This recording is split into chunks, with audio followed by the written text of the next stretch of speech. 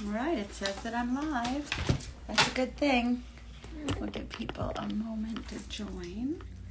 Hello, guys. I am Danielle. I'm one of the co-owners of Amityville Apothecary. I have my friend here in person, and I'm glad to see you live. Right, I saw your notes about your dad. He sounds really awesome. Very cool. Thank you for sharing with me. Hello, everybody. Today is actually going to be the last Astrology 101 class for the series. I hope that this has been helpful. Oh, you're so sweet, 2 in one day. Yeah, so we just had a wonderful, amazing author talk with Caroline Faulkner, who is a wonderful astrologer, and she wrote The Signs in Love. And we just posted that on our social media pages. So if you haven't watched that, watch it. It's very informative because it's not just romantic love. It's familial love. It's partnerships. It's all the different signs. And she's based in the UK. She's a very beautiful, awesome, intelligent, poised person. So we'll have her back. But the talk was really informative. So the book is great. We sell it here. And I'm going, she followed you back. Oh, you're so cute. That's so sweet. She's very lovely. I am actually going to be working with a number of the books that we use for astrology that I should have done throughout all of my classes. This is a book that is a great introductory book. Colin Bedell is a personal friend of ours. We actually had his very first book signing and book release party here at Amityville Apothecary. Oh, yeah, I saw that book online actually, and yeah. Actually this one too. You want to quickly show? That's a great one. Yeah. Oops, I dropped your place. We sell this one, Modern Witchcraft, Book of Astrology. Oh, where'd it go? Thank you. I'm sorry I just gave up your page that you were holding. Oh no, I've got a bookmark later. Colin is a very talented astrologer. You can follow him online. Queer Cosmos is his handle. But he's wonderful, and it's a great introductory book for astrology. This is an excellent book, The Stars Within You, a modern guide to astrology, by Juliana McCarthy. So I really love how she talks about Pluto. I'm going to be reading some stuff verbatim from this book today to talk about it because I think she does a really beautiful job. This is a great, fun introductory astrology book too. It's very thorough. It talks about all the things that I'm going over here, the signs, the houses, the planets, what they do, the different aspects, how each sign relates into different aspects. So this is A Beginner's Guide to Astrology. Learn how the language of the stars can light up your life by Lisa Butterworth. We also have this book, Llewellyn's Complete Book of Astrology, The Easy Way to Learn Astrology by Chris Brand Risk. So we have all of these in the shop, and when I prepare for these classes, I have my own personal library, but then I also utilize and leverage all of the books because each author has a different perspective, and while there's guiding truths to astrology and it's really interesting to see the different things that are highlighted. So today we're going to be talking about Pluto, which is the last of the outer planets in terms of astrological consideration of planets. So it was discovered in 1930, and now astronomers no longer consider Pluto a formal planet by its criteria because it does a weird orb thing. There's a criteria for it? Yes. I did not know that. Yeah, there's a whole criteria for what constitutes a planet versus a dwarf planet. It's billions of light years away from the sun. It's the farthest one, but it was discovered in 1930. It takes approximately 250 years to completely orbit the sun. So each sign, as it moves through and transits through each sign, it takes anywhere from 14 to 30 years, on average 20 to 25 years in each sign. So it definitely is very far out there, but it's small but mighty. Just to reverse a little bit, this series of Astrology 101 was designed as a free class series for you guys, just to kind of teach the basic tenets of astrology and try to make it tangible and bite-sized, so that once you get these foundations, you could start putting it into play with the people that you know and interact with, and then you can build upon that foundation. So I hope this has been helpful. We did save these all to the various social media platforms like YouTube and Instagram. And it's free for you just to, expand your knowledge and introduce astrology in a palatable, easy to break down way. And we can go deeper in the future. We have tons of resources and books, and we know astrologers that can pull reports for you too, because it could be really fun. So knowledge is power. So Pluto is the last class of this series for the summer, and I have a personal bias towards Pluto. I love this planet. Pluto is conjunct my sun, which basically means it's within 3 degrees of my sun. So it's basically like sitting on top of my sun. So Pluto, because it's an outer planet, what that means, because it sits in a sign for about 20 to 25 years, Pluto's energy affects a generation. So everybody that feels the energy of Pluto, it will affect what's happening in all of the earth, not just the United States, because that's how we tend to think being here in the United States, but all of the earth. Pluto is actually smaller than Earth in size. It's small but mighty. So it is the planet that is associated with power, transformation, evolution, death, rebirth, intimacy. Endings and truth. Endings and truth, yes. So if you think about 8th house matters, which is ruled by Scorpio, all of those characteristics all carry through. For Pluto, for Scorpio, because this is ruled by Scorpio, or this rules Scorpio, they're interchangeable, and 8th house matters, which is all about death and rebirth. So Pluto is extraordinarily transformative in that it forces change that's unexpected, but then once it happens, it's irreversible. So you are forced to start anew. And it's very intense energy, and it's sometimes brutal energy. It will cause loss in order to clear the path. Sometimes it's a scorched earth policy, the way things are taken away, but then it gives opportunity for rebirth in a way that you might not have envisioned before or ever thought about before. And I have some examples as to what that means. I just want to take a look. Let's see. Pluto is still considered a planet in terms of astrological consideration. It is the tiniest and the farthest away planet. Pluto rules the subconscious, which is the ideas that we have a difficult time accessing within ourselves. So that applies to like the shadow work that we tend to repress as humans and that we don't necessarily want to address because we're not necessarily proud of it, or we might not be comfortable with it. But as humans, we all have an inner shadow side, and that's the personal work that we need to do in order to evolve and grow. I talked about how it takes 250 years to orbit the sun, so approximately 20 to 25 years on average, because there's retrograde periods. So when you're dealing with something so far, there's a range there. When Pluto goes retrograde, which my friend here was born with Pluto in retrograde, those retrograde periods can last around 7 months. That's a great time to do deep personal healing work, because when planets go into retrograde, it's a time to reflect and take it within, and to put all of our learnings into action. So that's a good time to do that.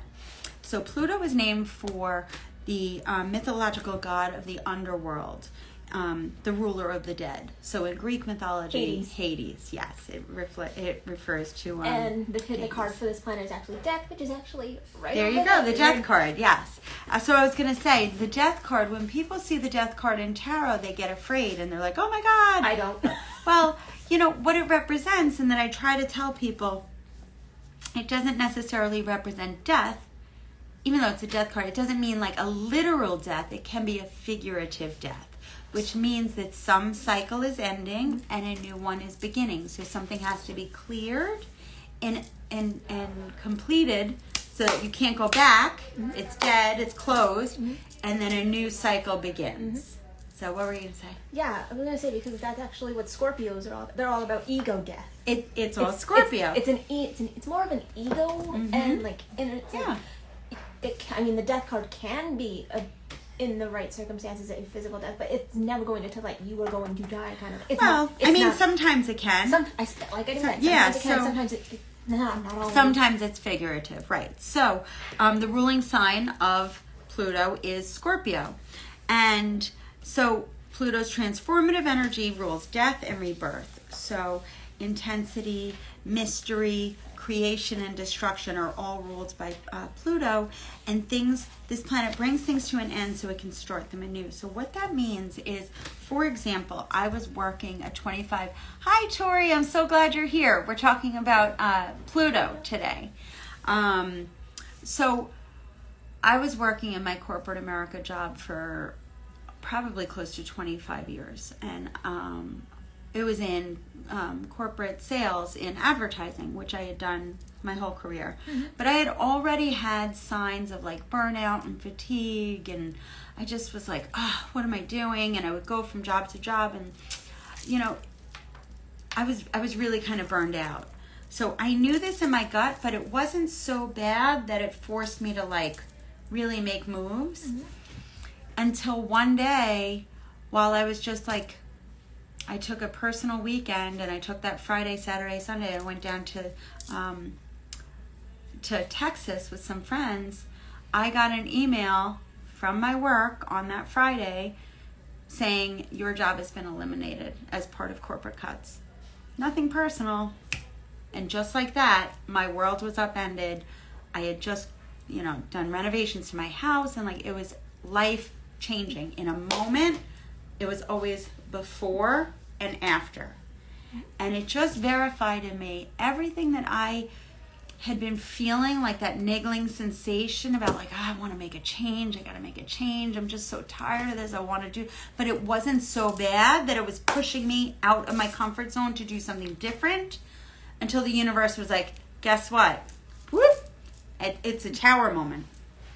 So it may be a death of someone. It may be a death of a parent or of a child. It may be the death of a job. That forced me to change my entire perspective in terms of, I want to work as an entrepreneur. I want to be dedicated to healing rather than just like another corporate job. So that moment shifted everything, but it cleared the path for me to consider things entirely differently. Does that make sense? That's very Plutonian energy. I actually had that same experience. Like, so I was working I had two jobs. I was working at McDonald's, and I was also working at a sports store. When the pandemic hit, lost both of them. I think that is very Plutonian too, and we're going to talk about. But the thing is, I didn't feel upset or anything. I felt like, okay, I understand those. Like, I would have rather lost my job because of that more than like not doing a good job at the job. Right. If that makes sense. It does. And I want to talk about that right now, because Pluto is currently in the sign of Capricorn. So Capricorn is all about like work and structures, and that's so funny, because my Pluto is actually in the sign that was in before it. Yes. Yeah, we'll go through all of that. Hold on, let me just get to why this is so interesting, because to that point, I wrote COVID is associated with this. So, Pluto is transformative and like revolutionary, that it will just wipe out whatever was there. It's sometimes very brutal and extreme changes. But here's what it says about Pluto in Capricorn, which it remains in Capricorn until 2024. So Pluto's the planet of transformation, regeneration, and power, and spends anywhere from 12 to 32 years in each sign. So Pluto in Capricorn, there will be extreme changes in government institutions and one's attitude to long-held traditions and rules, of society, business, and personal goals. There could be an increase in ambition on a personal level and a resounding ability to persevere through the most difficult of obstacles. This is a time to become the ultimate authority in one's personal power. What I thought was so interesting when I read this is I was reflecting, because starting in 2008, it entered Capricorn, and then it leaves 2024. Let's think about how COVID and that whole experience transformed the traditional sense of security in jobs, and that you can work hybrid models, that you don't have to physically appear in the office. You can work remotely. People started demanding more work-life balance and reclaiming what matters to them. Some people just left the workforce. Some people changed their careers. Some people were just like, you know what, I'm doing something entirely different. And I also think it's very Plutonian how we are seeing so many scandals on all sides of government, especially in the United States, on both sides of the political fields. You have Donald Trump being indicted on all of these charges, but then you have the Bidens being suspected and investigated for corruption. And it's just, the people are no longer just accepting things that used to be universally understood as yes, the government is good, they have my best interest at heart. Pluto in Capricorn will shatter any of that former structure, and it will shine a light on getting rid of anything that no longer makes sense, and it will clear the path for new structures. It's about transformation, so of course transformation, it's going to change. Exactly, and death and rebirth. So it's very interesting. So this planet does rule generations. So everybody that's born from 2008 to 2024 will have Pluto in their natal chart. However, what's interesting is it becomes especially poignant in your natal chart if it sits or if it affects or is at an angle with your personal planets. So what that means is, for example, my sun sign is in Libra, and my Pluto sign is in Libra. But if it's within 3 degrees of each other, that's considered conjunct. So your sun sign will be influenced by Pluto or by that planet. So it makes sense that in my lifetime, my sense of self is mirroring very significant periods of death and rebirth and transformation. And I don't think it's a question as to why I'm doing the work that I'm doing.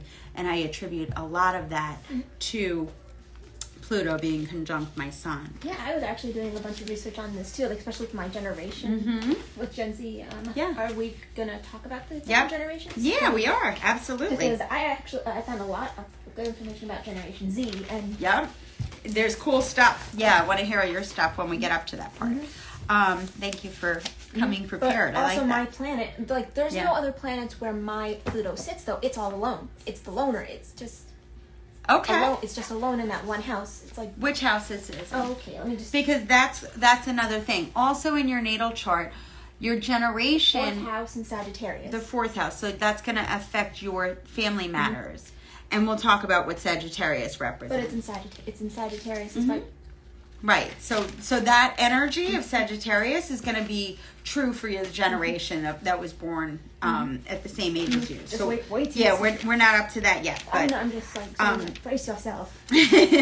So as you look at your natal chart, take a look at where Pluto resides in your astrology chart, because each house, wherever it resides, that is going to tell you the area of life that it will impact, where you will have that revolutionary change, or it will highlight where you want to find or have to find your deepest, darkest truths. And Pluto resides over your major life shifts. So what else did I write about it? It's a position that indicates the areas of life that must ultimately become transformed as part of our soul's evolution. So mine is in the 11th house, and that actually relates to social groups and working with others. So on the lighter side, Pluto is associated with renewal and rebirth. It represents endings and new beginnings, as well as spiritual growth and rebirth. So a negative expression of Pluto can show as an obsessive desire for power and control and destructiveness. Those are the negative aspects of it. But then a positive expression is the ability and desire to transform. So by house, when you look at your chart, the position of Pluto shows where the individuals search for truths and deeper meanings. So this area of life may also be associated with change, upheaval, power struggles, or issue of control. So if you have other planets that Pluto is like right up against, if it's your sun or your moon or your Venus, then you may find some of those power struggles, or the need to find deeper meanings, or there may be some need for transformation there. So like Libra obviously relates to relationships, so you'll see that theme occurring time and time again in the sign of Libra. The thing with Pluto is if we refuse to accept our deepest needs, like if we refuse to embrace our dark side and do the transformative work, then Pluto will destroy those boundaries and just remove it for you. So you can't really avoid it. Like death, you can't avoid it. Yeah, well, it's death. Pluto is death. It's not a gentle planet, right? So I've taken notes from all of them, but like I said, I really like how it was described. This is a great book, The Stars Within You, A Modern Guide to Astrology. It's excellent. It's beautifully written.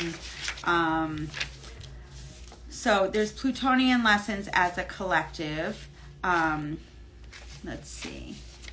It destroys anything out of alignment with truth. So as I was talking from a crystal perspective and preparing my notes, I just kept thinking, Moldavite.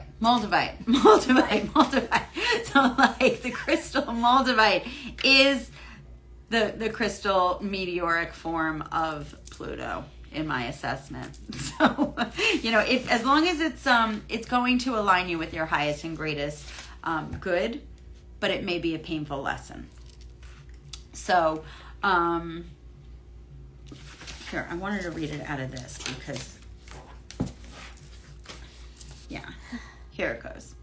We must dedicate ourselves to find spiritual growth, finding courage to look inward and leap into space, beyond concept, judgment, or fear. Pluto will help us to break out of our cocoons and step into the unknown. Whether we're hiding behind obsessions, addictions, power struggles, or toxic relationships, Pluto makes sure we abandon these illusions of safety, surrendering to the fires of self-awareness. At that point, we will master the wisdom of Pluto, letting go, relaxing with uncertainty, and opening to change and transformation. I thought that was really beautiful, the way that she wrote that, because, change is scary. Oh, you do always think of Moldavite when you... Yeah. I mean, it's... Change is scary, especially transformative change. And sometimes people cling on to what is known because it's familiar. But it doesn't necessarily mean that that's what's in alignment with your highest and greatest good. So you have to let go of that in order to clear the path for something. And that's true of relationships. It's true of habits. It's true of beliefs. So, it's evolution. So I'll go pretty quickly through the different signs, because again, these are generational. And if we're talking in chunks of like 20 to 25 year chunks, it's just interesting to see the different personality types through the signs and what was happening. So when Pluto was in Aries, it's represented by the explorers. So Aries is the first zodiac sign, but also if you think in terms of like the characteristics of the Fool card, the Fool is like ready to like be footloose and fancy free and like go explore and like yay. But Aries can also be very aggressive. So it's a warrior. Fire starter. Yeah, it's the fire starter. It's a warrior. So the time frames when Pluto's in Aries was 1822 to 1853. And then the next time it's going to be in Aries is 2068 to 2098. So it's going to like cycle around. But let's think about what was happening 1822 to 1853. That was trailblazers and explorers. Oh yeah, I think the Manifest Destiny was happening at that time. That's when all the pioneers were heading west. Mm-hmm. Exactly. So they went west to settle new territory. So like, here we go, let's go. And they would take their wagons and just go across the country with like caravans and people like, so they were very independent. They were like pie in the sky excited, but there was also violence related to just the Native Americans, the Battle of Wounded Knee. See, there's the history. Absolutely. I mean, that was pretty ugly. I mean, this even goes on to talk about how there was a 500 wagon caravan that got the War of 1812. I just remembered that now. Right? Yeah, well, is that same time? Or? They got, 18, this is right after that. Yeah. So this is when they went west to go and settle. So, so the book even talks about like this poor Donna Reed party that had 500 wagons, and then they hit an unexpected snowstorm, which resorted to cannibalism to survive. Like, it got really gnarly. This is all Plutonian crazy energy. It's not gentle. It's not pretty. Like, shit's gonna happen. That's nasty. Well, it's gonna happen. You know, like things are like before and after. Like, so let's think about 2068 in the future. Like, it's going to transit for a generation, and maybe it's a time where people start thinking about living on other planets, pioneering into outer space, like, who knows? That's what's in the future. But again, that's the Aries energy of like, go forth. And sometimes it's not always thinking first, it's action. So, all right. So Pluto and Taurus. Taurus rules wealth, possessions, material things, land.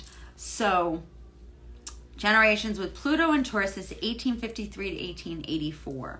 Staunch and persevering with a keen focus on wealth, land, and possessions. So during that time, we saw the Civil War, when people were dying to, to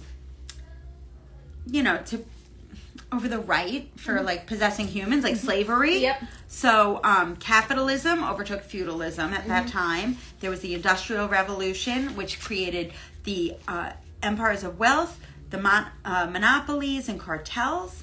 It was the Gilded Age was rapid growth and opulence. So it was also the Victorian era. Yeah. At that time. Yeah. Yeah. So, I mean, it was these are all matters of Taurus. It's interesting because I didn't even know this, Taurus rules singing. And during that time, 1853 to 1884, this is when the Metropolitan Opera House was completed, and it still continues to this day as one of the, premier global classical music organizations. So I thought that was neat. Little fun fact. Mm-hmm. All right, so then the next sign is Gemini. So Pluto and Gemini, the communicators. The years for this one is 1882 to 1914. And these examples really show how interesting it is to see how this Plutonian energy does take on the personality and interests of the sign and as it impacts the world. So Gemini's communication. So Pluto and Gemini generations are powerful communicators. Writers, speakers, actors, teachers. People born during this period include legendary and gifted writers such as T.S. Eliot, William Faulkner, F. Scott Fitzgerald, Ernest Hemingway, as well as amazing timeless actors Humphrey Bogart, Marlene Dietrich, Clark Gable, Cary Grant. So it's very interesting with that because Plutonian energy can also be the negative side, as we were cautioning. It also led to Adolf Hitler and Mao Zedong. So fabulous orators, gifted communicators, terrible dictators. Using it for manipulative will. Exactly. So that's where you have to watch out for, like, every planetary energy has energy for good or energy for not good or manipulation. So this period did overall mark unparalleled advancement in communications technology, including inventions related to those themes: telephone, phonograph, motion pictures, and radio. Significant progress made during that period of time. The next sign is Cancer. So Pluto in Cancer. Cancer is a water sign that relates to family and nurturance. So the nuclear families in 1914 to 1939.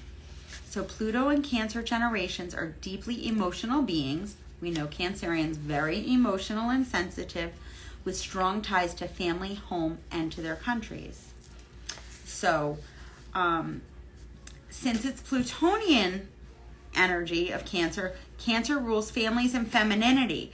During that time, we saw a major restructuring of family life when women started going to work as men went to war. Not to mention World War I started with it started with the death of Archduke Ferdinand. Yeah, and it changed everything. Right. So Great Depression, World War I, Bolshevik Revolution. Not to mention you also have the women's suffrage movement in the 20s. You have World War I. Then you have the women's right to vote. Roaring 20s. Yeah. Totally. Then the Great Depression. Then World War II. So major changes to the culture of family and how the structure used to exist. It changed. Pluto changed and revolutionized that. Some for the good, some for the not so good. Yeah, well, there you go. So the Depression and World Wars, it definitely was disrupted. Not to mention the Holocaust that happened. That was also during the World War II. There you go. On top of all that. And then also separately, Cancer rules the moon. Hi, honey. So, two famous astronauts with Pluto in Cancer became the first to land on the moon. And those two astronauts are Neil Armstrong and Buzz Aldrin. So, really, it's just interesting when you see these real-life examples being supported and, like, what's happening energetically. The next sign is Pluto in Leo. And the pleasure seekers. So, Leo is all about pleasure and big and grandiosity. So this is 1937 and 1958. Pluto and Leo generations are very intensely creative, playful, and pleasure-seeking. So people born during this transit sparked a sexual revolution and mainstream recreational drug use. It was all about, like, what makes me feel good. I'm going to revolutionize and go big. Leos also rule children. So this generation includes the baby boomers. You saw a major influx and increase of births after World War II. There was also major abuses of power, McCarthyism, and it was like a crazy period of time for our country and in the world. So Pluto rules death while Leo rules celebrity. There were also a lot of celebrities that were very famous that actually died young. And this is where it can just mean death, like unexpected death. Elvis died, I think. I don't remember the year that Elvis died. He may have. But he was around during the 50s. That is true. Right, he was definitely big during the 50s. I'm not sure what year he died, but I can if you don't mind. I'm going to check. So Janis Joplin, Jimi Hendrix, Brian Jones, Jim Morrison, and John Lennon all were major celebrity deaths around that time. It's just totally unexpected and shocking. No, he didn't die till the 70s. The 70s. That's okay. So this generation, this generation's tremendous creative output spawned numerous cultural and artistic movements. So obsessed with fame, they viewed society at large came to start viewing celebrities as heroes to be worshipped and passionately adored. So that was all part of the Elvis craze, like how celebrities up until that point were never they were just like people. But then during this time of history, really became like the crazy stardom of the Beatlemania the Rat Pack of the 50s and 60s. Yeah, like Frank Sinatra. Right, people swooning and going crazy for it. Frank Sinatra, Jimmy Davis is another one. Yeah. So let's see. Then the next segment is Pluto in Virgo. So Virgo is very practical and pragmatic. So 1956 to 1972. Katie, this is yours, honey. Oh, thank you. Yep. I don't know if you're looking for that. Nope. That's good. Okay, thank you. Okay, so Virgo is very pragmatic and practical. they are associated with like routines and the environment and like healthy workout regimens and working hard to acquire wealth. So they actually, coming off of Leo, were like, whoa, let's rein it in, because they like things neat and tidy. So they actually like rebelled against what happened. So Virgo rules health, and they cared about fitness and well-being. So one of the things that they revolutionized was medical technology, as well as like all of those workout videos that everybody would go crazy for. You know, like that was big. That's very Virgo. But then they also made alternative medicine mainstream. So in terms of like health and wellness and routines, like that's very Virgo. Are we in the 60s by this point, or? This is the 60s. Yeah, it's 56 to 72. So environmentalists, they set a new standard for organic food and recycling. So paying special attention to like, hey, we can't just be so wasteful. Like we need to revolutionize how we treat our worlds. So let's see, Virgo rules purity and service, and throughout the 60s, people fought for worthy ideals, working tirelessly to serve mankind, because Virgo always tries to be of service to the greater good. Like they're workaholics. They have to watch out for being workaholics, but usually it's with a vision to help benefit mankind. Same thing with Aquarius too, but particularly Virgo, it's like streamlining processes to be efficient, and their brain works like a computer, so they can see all options and then calculate what's optimal. I can definitely see that being Aquarius, except Aquarius likes to go a little too far. Well, yeah, but they're the dreamers. Aquariuses go crazy. Virgos don't. Yeah, they definitely are the dreamers. So, okay, and then also talking about how Virgo is associated with like helping mankind, and Pluto rules death. That also marks a time where we saw the assassinations of noble souls working in service. JFK, Martin Luther King. And Martin Luther King, yes. So in the future, let's think about the next time it comes around, 250 years from 1972, whatever that may be. You know, maybe Pluto in Virgo will help revolutionize and solve our environmental and healthcare problems. You know, like the movie WALL-E, which I love. The movie WALL-E. We have to be protective of our own personal health as well as the health of our planet. It's very important.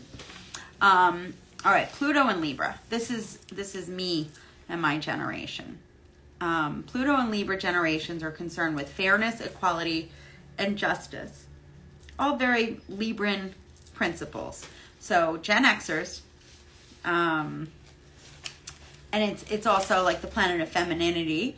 So this was interesting. It says this transit marked an era where women were very sexually free without shame, which is cool, because when Pluto transits between signs, generationally, it usually marks like a delineating shift in the generation, in society and the status quo. Exactly. Yes.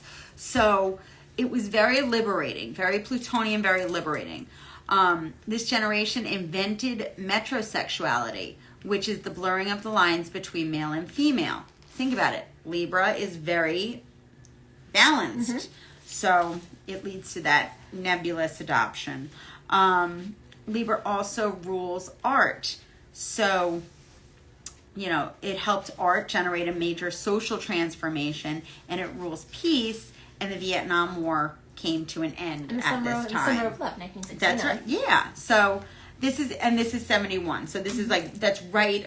Think after, about it. Right after Woodstock. And it's this transit. It's not delineated with exact time frames. So like 69, 71. When it takes 250 years to it's all Plutonian energy that's seeping in. So don't think that it has to be like exact. It's like the energy is already creeping in.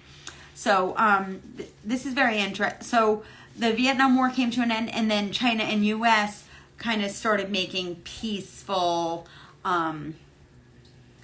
agreements amongst each other, where that had not existed before. So people with this transit have led the way in establishing LGBTQ rights and redefining marriage and dating. Now, here's one of the dark sides of Pluto and Libra. Uh-oh. It's relationships, right? So, marked by trouble with relationships, divorce rates reach an all-time high during this transit as well. Unfortunately, it's true. And maybe in the future, being Libra-minded, Pluto in Libra may in the future help revolutionize legal and justice systems. You know, and how that's handled, who knows. But those are all Pluto and Libra themes. Then after it left there, it's in Scorpio. So think about it. That's a double whammy. Uh-oh. Pluto and Scorpio. It's in its home. It's home. They're revolutionaries. They're blowing shit up. They are. They're just like, you know what? We're just going to clean the slate. Anything that has to go, we're going to do it. We're just going to like get rid of it all. So Scorpio always gets a bad rap, but it's like they're churning the bottom dregs of all that murky stuff that's been hiding and lying in wait. They're like, I see you down there. You gotta go. And it's like uncovering all those layers. That's so funny. So that it clears it for new beginnings. So I know, Pluto, it's intense. Pluto and Scorpio energy is intense. The dates associated with this was 1735 to 1747, but then 1983 to 1995. So this is my childhood. This is when I grew up through my schooling. So Pluto and Scorpio generations are imaginative, psychic, and willful. Powerful revolutionaries. They show up at the end of each era, breaking us free of oppressive powers while leading us to collective rebirth. That's the purpose of it. They're not just breaking shit up to break it up. They're breaking it up to clear the path for forward movement to better good. But it might be ugly and messy. So during the 18th century, people born during this transit fought for the Revolutionary War. Woohoo! Yes. During the most recent transit, the USSR and the Berlin Walls collapsed, ending communism. Mm-hmm. When Pluto was in Scorpio in the 15th century, Christopher Columbus discovered America, establishing the New World. Mm-hmm. So again, it's like people thought the world was flat. They thought he was going to sail over the horizon line and just fall off and cease to exist. Right. So happen. Like revolutionary transformation of pre-existing realities that are obliterated. So with Pluto, it's all about like before and after. Mm-hmm. There's no going back. Nope. Once he did that, nobody in Europe could say, just kidding. Like the New World doesn't exist. It does. It does. So like that changed life as the planet knew it. Mm-hmm. So it's interesting. So the current generation is known as millennials, and millennials are changing things, and that is true. Scorpio does rule sex, so they have smashed sexual taboos, embraced bisexuality, open relationships, and sexual freedom.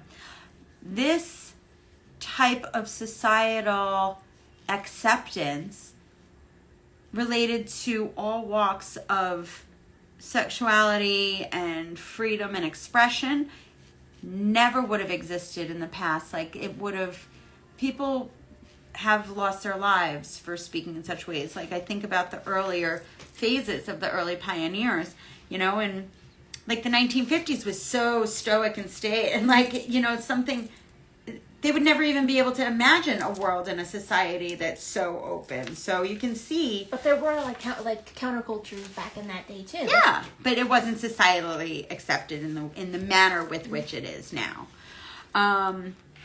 Let's see. So this generation will lead us through the end of the industrial age into a new one, stepping up as leaders with inherent bravery, depth, and power. So these people that were born during this generation are the ones to question authority and to make changes and to get rid of the stuff that doesn't make sense anymore. Just because you did it that way doesn't mean you have to keep doing it that way. And they're going to be like, no, I'm not doing it that way. I mean, that's millennials. So these are the leaders in the generation that's going to usher through because they're in the workforce now across the board. So like radical change. Pluto and Sag. This is when you were born. Yes, it was. This is also when my kids were born. These are the truth revealers, because keep in mind, Sagittarius is all about higher learning and seeking higher authority. You questioning work. You at work questioning. There you go. So Pluto and Sagittarius, the years are 1747 to 1762, and then 1995 to 2008. So Pluto and Sagittarius generations are freedom-loving and adventurous spirits who have a disdain for authority. Outgoing and irrepressible, they crusade for their beliefs, exposing and propagating the truth. Mm-hmm. It's so true. I mean, I'm a Sagittarius rising. Conscious capitalism. I like that. I like that, Mary. Mm-hmm. That's very Sagittarian. Sagittarius is like, don't fence me in, don't box me in. I don't like the structure. They hate authority. Like they love to like go adventure and do it their way. So during the last Sagittarius Pluto transit, the CIA admitted that the United States had lied to the world about why they invaded Iraq. That's interesting. Pluto rules sex, while Sagittarius rules truth. So 2 sex scandals rocked the world. Oh my God. So the Clinton Lewinsky scandal, as well as the Catholic Church pedophilia, and the cover-ups of all of that. I did not know that. Massive exposures on both fronts, and think about it. That combines sex, but then it also, which is very Plutonian sex, but Sagittarius is the truth, but it's also established authority. Mm-hmm. So think about Clinton like being in the White House, or like the Catholic Church is like the biggest global authority on structured religion, and then like these scandals. So Pluto blows it up. Mm-hmm. So Sagittarius is a social sign, and social media was invented during this period, taking over mainstream culture. It totally transformed. You can't go back and be like, what's email? Like, it just, no, doesn't. And now people are like, email what? You know, like, so as this generation reaches maturity, they become leaders in dismantling harmful religious institutions, or at least bringing them into a revolutionary new phase. So with openness and curiosity, they have more interest in genuine spiritual experience and religious dogma. They don't want to be told, you must do this because there is a fear-mongering God sitting up. They're like, no, like, we have a sense of spiritualism, and like, this is what feels right to us. And yeah, that's actually what I have down, like, because Gen Z is considered the new philosophers. They have a deep desire to question the status quo. They seek the truth, making meaning in their lives. Yeah. They speak their intelligence, adaptability, and desire for personal freedom. Yeah, and a lot about the technological advances and a unique perspective and social media, identity, and the impact of technology on society. I love that. I think that's so cool. I mean, it's very... So think about it. Beforehand, there's Pluto and Scorpio, mm-hmm. which like wipes out all the stuff that needs to go. Mm-hmm. And then here comes Sag, questioning everything, mm-hmm. and they're like, but why? What about this? What about this? And higher learning, and like higher cultures, and like, well, why can't I adopt those, those practices from this culture and these practices from this culture and blend them all together? It's like, I want to use all of it. It all makes sense to me. So like, why can't I do that? Mm-hmm. So like they're taking spiritual principles instead of like dogmatic because I said so. Like, no. It's also the same generation that it's like into all this to heighten spirituality, absolutely, because they're like, what? There's definitely more than just what we know. Like, what's beyond what we know? Let's ask these questions. So that's very Sagittarian. Mm-hmm. Right, and now that brings us to Pluto and Capricorn right now. Ooh, okay. The builders. Capricorn is an earth sign. It is very much about structures. So Pluto and Capricorn generations will work to overthrow tyranny and establish new governments, ruling structures, and traditions. See, like, hello, let's take I feel like that doesn't really go together with Capricorn being all structury with Saturn and stuff like that. Well, it is. So Capricorn is structures and like rules, traditions as we know it, and Pluto blows it up. Just like transforms just like Uranus did it. Yes, but it transforms it. So think about how government, throughout all of the layers of government, have been infiltrated by like career politicians that stay in a position, and instead of working on behalf of the people as it was designed, they're in the back office wheeling and dealing and making making agreements for their own personal gain. So like overthrowing tyranny, and then establishing like, no, there's going to be more checks and balances, or like, whatever side of the spectrum you're on, there's both sides where there's exposed manipulations that are being exposed, and it's reaching a boiling point so that society at large is saying, we got to do better. We got to call for like term limits so that people don't like stay in that position forever and use it for their personal gain. But like, we got to think about different ways. Like, is the FBI compromised? Should that be abolished for like education? Is that working on behalf of the best interest of the children right now? Or is reform required there? Like, that's very Capricornian for structures. How can it be evolved? So it's the next phase.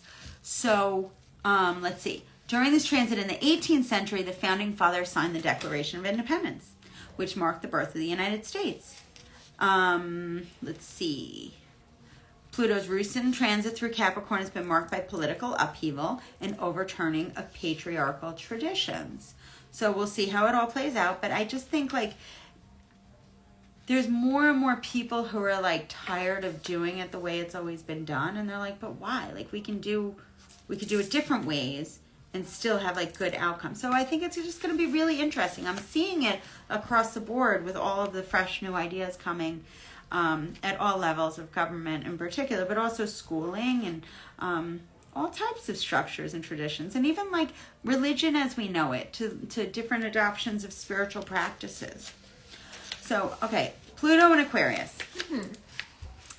Once Pluto transits into Aquarius, which is 2024. And let's keep in mind, guys, the elections is 2024. Yeah, I know. That's crazy. So talk about culmination of like... Oh boy, it's interesting. It's going to be interesting. So once Pluto transits into Aquarius, that begins the age of Aquarius. Because it's a generational shift, right? And it's delineated by like, ooh, you will feel the shift. And Aquarius is all about humanitarian goals with high values. So those dreamers about, I believe in a better way for all of mankind.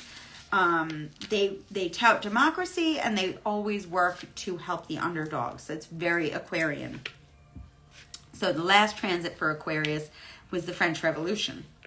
And that dismantled global monarchies. And since Scorpio was all about death, there was a death of that. It was no longer working. So Scorpio said, guillotine. And everyone was getting their heads chopped off with your heads. Even Robespierre, the guy that used that thing on everybody. Yeah. He got it too? He got it too. That's a brutal way to go. Ironic, right? It's a brutal way to go. So yes, it's a transformation and evolution of that. So democracy, working with underdogs. Aquarius does rule technology and the future. So think about the Aquarius Pluto phase of one of great scientific advancement. So the last time it cycled was 1778 to 1798. That marks the Industrial Revolution. So that was major turning point for all of mankind. And also the Age of Enlightenment corresponded with that. So scientific and thinking and reasoning.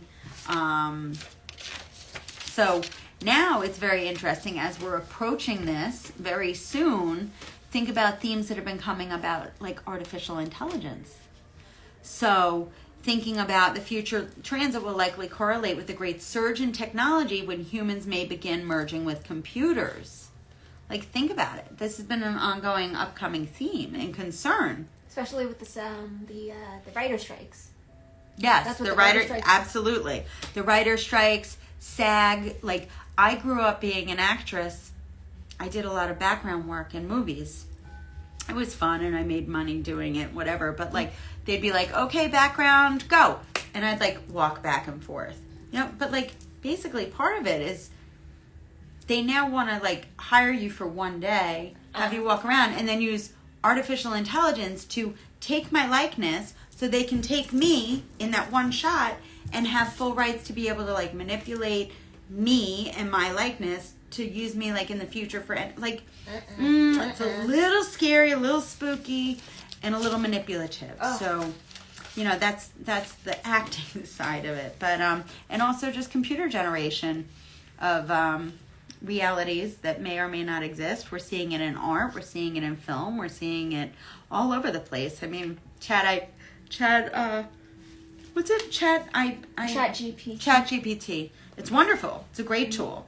But I mean, it's one of those touchy things. Like, is it more intelligent than a person writing? I don't know. Me get all the information I got for each of the planets, actually. It's wonderful. So when Pluto moves into Aquarius in 2024, it will signify the beginning of the age of Aquarius, which is meant to bring collective enlightenment, progressive values, cooperation, and freedom from oppression. So those are definitely the themes of Aquarius energy. So Pluto transforming and bringing change, death and rebirth of old era, ushering in new change in the energy of Aquarius. And then lastly, in the zodiac wheel, we have Pluto and Pisces. So Pisces are the dreamers, the spiritual artists. The last phase was 1797 to 1823, and upcoming will be 2044 to 2068. So not too far off. I mean, that's within our lifetime. So generations with Pluto and Pisces focus intently on spirituality, art, and culture. So if you think about the last transit, it marked a period of great romanticism in the arts. So Lord Byron, John Keats. Mary Shelley. Yeah, Mary Shelley. Exactly. It was very romantic. Bram Stoker, I think, is another one. Bram Stoker, because he did Dracula was. I think you're right. Very romantic. Beethoven composed his legendary symphonies. Painters like John Constable, they changed Piscean sensitivity to nature. So like instead of being specific with lines, it became more abstract and blurred. Like keep in mind, Pisces is very emotional and like watery blurring of lines. So Pisces rules the ocean also. During the last transit, the first submarine was built, and also it was a period of time of history where immigrants were coming across the ocean traveling to the New World, including my grandparents. So when Pluto re-enters Pisces, perhaps we'll see highly artistic and spiritual period along with an influx of spiritual leaders who promote compassion and tolerance. So we could experience increased globalism and the continued disintegration of cultural barriers and racial barriers, because that's very Piscean. It's very like on behalf of humankind. It's not about self. It's about the greater good. And so it's definitely geared to be spiritual, loving, and broad-minded on behalf of humankind. So Pluto, small but fierce and mighty, but with a purpose. So it's very necessary as we grow and we evolve. When we think about significant changes and periods of growth in our own life, usually you can think back to periods of our life where there's been some sort of a significant loss or a terrible relationship breakup that you're heartbroken of, and then you heal and you grow and you learn, or you lose a job, or you lose a loved one, or you lose something. And through that experience of how you learn and grow and heal, that is the transformative change. That's the inner work that like we don't normally want to face those things, but it's necessary and required as part of our human experience. So don't be afraid of Pluto. Understand it and use it to your advantage because it's very powerful. So that wraps up the series of my Astrology 101 classes. I hope it was helpful. I strongly encourage you, if you like this, we have all of these wonderful books. We have more books.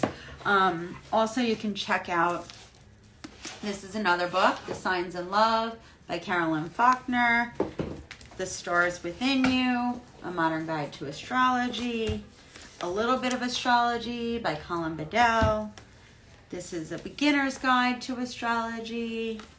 Lisa Butterworth. Llewellyn's book of astrology. And this book. And this Modern Witchcraft book of astrology by Julia Helena Hadass. We have more too. We're always on the hunt for you guys, but we're always here to help. You guys can let us know what questions you have. We will post this, and I encourage you even to look into the North and the South nodes, which is like your life's purpose here on Earth. You can learn about Chiron, which is a powerful asteroid, which is your mortal wound here on Earth, and like how you have to do the inner work to overcome that. Juno represents like love and marriage and relationships. So there's a lot more. And then once you start understanding the aspects, it takes astrology to a whole new level. But the more you understand, the more you can understand interpersonal communications with the people that you love and interact with. So I hope this has been helpful. Yeah. I've had fun. Thank you so much for coming in person. Thank you for coming online. And I will see you around the shop. And thanks so much. Bye, guys. Yeah, this has been